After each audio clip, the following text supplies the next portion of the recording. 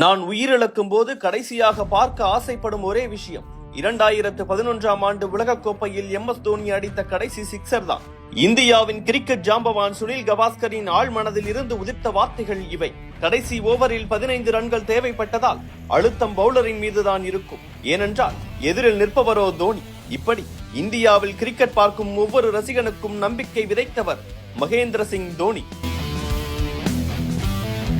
2004ஆம் ஆண்டு யார் இந்த புது பையன் என்ற கேள்விகளோடு களத்திற்குள் வந்த ஒருவர் 20 வருடங்கள் கழித்து இன்று இவரை போல கேப்டனாக என்ன செய்ய வேண்டும் என்ற கேள்வியை அனைவர் மனதிலும் பதிய வைத்திருக்கிறார். தோனி தோனி என்று கொண்டாடும் பல ரசிகர்களுக்கு அவர் என்னென்ன செய்திருக்கிறார் என்ற புள்ளி விவரங்கள் பெரிதாக தெரிந்திருக்காது. ஏனென்றால் ரசிகர்களை பொறுத்தவரையில் ஆரம்ப கட்டத்தில் அவர் ஒரு கிரேட் பினிஷர், இடைப்பட்ட காலத்தில் தி கிரேட் கேப்டன், தற்போது தி கிரேட் லீடர், அவ்வளவுதான் தெரியும். இந்த காலகட்டங்களில் அவர் புள்ளி விவர ரீதியாக கடந்து வந்த பாதையை பார்க்கலாம். MS தோனி வெறும் 90 டெஸ்ட் போட்டிகளில் தான் விளையாடி இருக்கிறார். ஆனால் அந்த போட்டிகளில் அதற்கு முன்பு இந்திய கேப்டன்களாக இருந்தவர்களின் பல சாதனைகளை முறியடித்தார். டெஸ்ட் கிரிக்கெட்டில் அதிக ரன்களை அடித்த கேப்டன் என்ற பெருமையை அப்போது தோனி தான் வைத்திருந்தார். கிட்டத்தட்ட 3454 ரன்களை குவித்தார். அதுவும் 7வது வீரராக களமிறங்கி இதை செய்ததுதான் ஆச்சரியமே. டெஸ்ட் கிரிக்கெட்டில் ரன் அடிப்பதே பெரிய விஷயமாயிருந்த சூழலில் அதிக சிக்ஸர் அடித்த 2வது வீரராக கொடிகட்டி பறந்தவர் தோனி. 90 போட்டிகளில் 78 சிக்ஸர்களை விளாசி இருந்தார். முதல் இடத்தில் ஓபனிங் நாயகன் வீரேந்திர சேவாக் 90 சிக்ஸர்களுடன் இருக்கிறார்.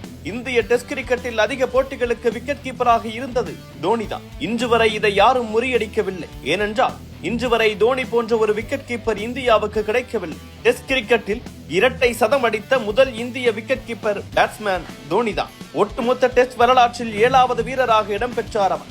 மொத்தத்தில் 90 டெஸ்ட் போட்டிகளில் விளையாடி இருக்கும் MS தோனி 4876 ரன்களை குவித்திருக்கிறார். அதில் 6 சதங்கள், ஒரு இரட்டை சதம், 33 அரை சதங்கள் அடங்கும். ஓய்வு பெறும் போதும் கூட 38.09 ரன்களை சராசரியாக அடித்திருக்கிறார். அடுத்ததாக ஒரு நாள் கிரிக்கெட்டை எடுத்துக்கொண்டால் 350 போட்டிகளில் விளையாடி இருக்கிறார். 10 சதங்கள், 73 அரை சதங்கள் என 10,773 ரன்களை குவித்திருக்கிறார். இதில் நிறைய போட்டிகளில் 7வது வீரராக களமிறங்கி இக்கட்டான சூழலில் இருந்து இந்தியாவை மீட்டிருக்கிறார். இதை தொடர்ந்து பார்த்தால் T20 கிரிக்கெட் 98 போட்டிகளில் 1617 ரன்களை அடித்திருக்கிறார். பெரும்பாலும் 7வது மற்றும் 8வது வீரராக களமிறங்கியதால் பினிஷராக மட்டுமே இருக்க முடிந்தது அவரா. ஒருவேளை டாப் ஆர்டரில் களமிறங்கி இருந்தால் இதிலும் ரன் வேட்டை நடத்தி இருப்பாரோ என்னவோ. கேப்டனாக இருந்தும் அதை செய்யவில்லை. அதுதான் உண்மையான கேப்டனுக்கு அழகு. IPL தான் தோனியின் புகழ் உலகம் அறிய செய்தது என கூறலாம். விஸ்வாசம் என்றால் என்ன என்பதை CSK அணியுடன் இணைந்து நிரூபித்து வருகிறார். 264 போட்டிகளில் 5243 ரன்கள், 25 அரை சதங்கள் என ஒரு ஜாம்பவானாக இருக்கிறார். இன்று வரை தோனி இல்லாமல் CSK இல்லை, CSK இல்லாமல் தோனி இல்லை என்பதை போன்றுதான் ரசிகர்கள் உணர்கின்றனர்.